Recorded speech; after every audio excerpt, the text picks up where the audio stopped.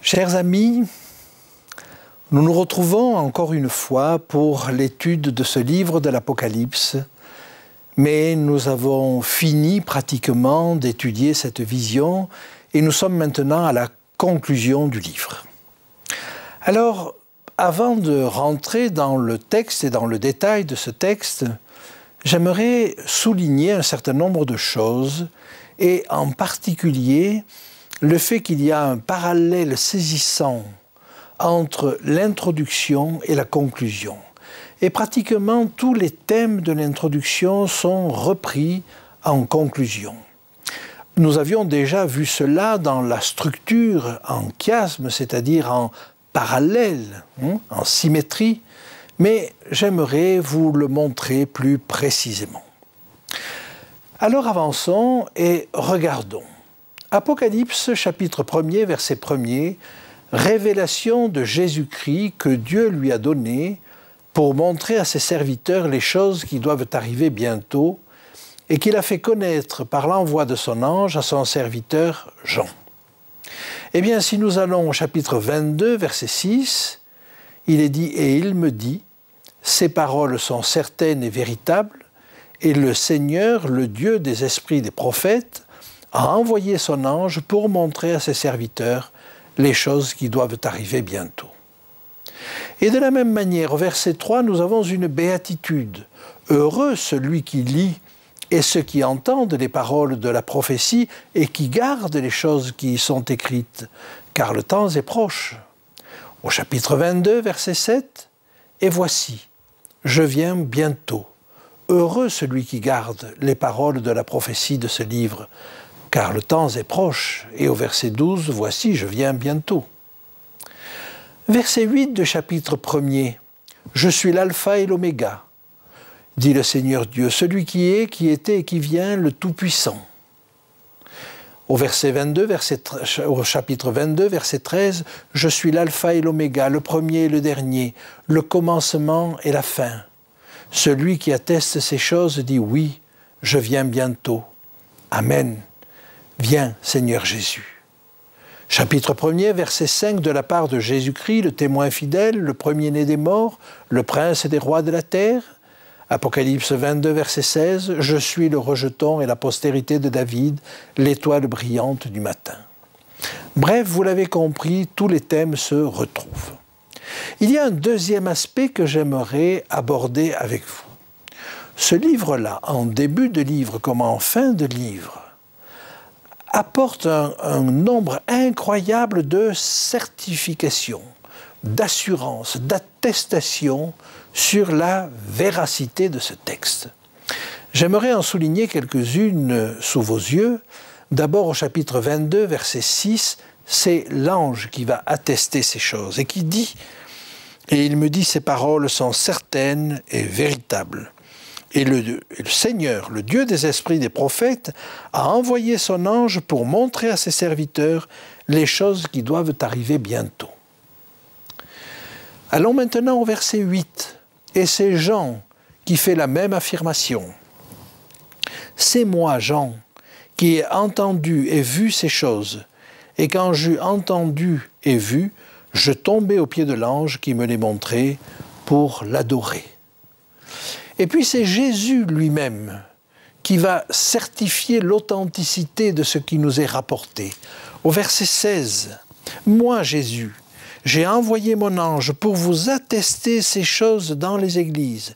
Je suis le rejeton et la postérité de David, l'étoile brillante du matin. » Outre ces certifications, il y a un autre élément qui apporte aussi son cachet d'authenticité.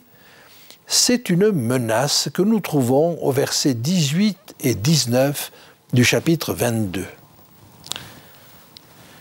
Je le déclare, à quiconque entend les paroles de la prophétie de ce livre, si quelqu'un y ajoute quelque chose, Dieu le frappera des fléaux décrits dans ce livre. Et si quelqu'un retranche quelque chose des paroles du livre de cette prophétie, Dieu retranchera sa part de l'arbre de la vie et de la vie de sainte décrit dans ce livre. Par conséquent, il y a là un document qui est particulièrement important et sur lequel Dieu a veillé tout spécialement. Dans cette conclusion, nous allons aussi trouver deux béatitudes. Une béatitude, c'est un texte qui commence par « heureux ceux qui ». Eh bien, nous en avons une déjà au chapitre 22 et au verset 7. Nous l'avons déjà lue. Elle est le pendant d'une béatitude qui se trouve au chapitre 1er et verset 3. Lisons donc le verset 7. « Et voici, je viens bientôt. Heureux celui qui garde les paroles de la prophétie de ce livre. » Et puis nous en avons une seconde, au verset 14, qui nous dit ceci, « Heureux ceux qui lavent leurs robes, afin d'avoir droit à l'arbre de vie et d'entrer par les portes de la ville. » Deux béatitudes donc. Et nous nous rendons compte qu'il y a là une béatitude qui rappelle l'action et l'œuvre des 144 000. Heureux ceux qui lavent leurs robes. Les 144 000, si vous l'avez noté au chapitre 7, où la foule, puisque ça revient au même, lavait leurs robes et les blanchissait. C'est-à-dire qu'ils obtenaient la victoire sur tout péché. Ici, ça n'est pas le cas de tout le monde, ça n'est pas pour autant que le salut est perdu. Mais vous voyez, ils lavent leurs robes. Et l'objectif de tout chrétien, c'est de laver sa robe. C'est de s'approcher de l'idéal que Dieu lui propose. Alors maintenant, j'aborde avec vous, si vous le voulez bien, l'étude systématique, puisqu'il ne faut rien oublier, rien laisser de côté, l'étude systématique de cette conclusion. Lisons, si vous voulez bien, le verset 6. « Et il me dit, ces paroles sont certaines et véritables. Et le Seigneur, le Dieu des esprits des prophètes, a envoyé son ange pour montrer à ses serviteurs les choses qui doivent arriver bientôt. » Qui est ce Dieu des esprits des prophètes? Eh bien, nous avons la réponse au verset 16. Ce Dieu des esprits des prophètes a envoyé son ange. Verset 16. « Moi, Jésus, j'ai envoyé mon ange pour vous attester ces choses dans les églises. Je suis le rejeton et la postérité de David, l'étoile brillante du matin. » Donc Jésus atteste qu'il est le Dieu des esprits des prophètes. Qu'il soit Dieu, c'est une chose qui est acquise, mais il est le Dieu des esprits des prophètes. Il est le Dieu qui a inspiré les prophètes. Alors cela peut paraître étonnant, et souvent on imagine que Jésus a commencé son œuvre à partir du moment où il est arrivé sur cette terre. Mais regardez ce qu'il dit lui-même dans le chapitre 23 de l'évangile de Matthieu. Chapitre 23 à partir du verset 29.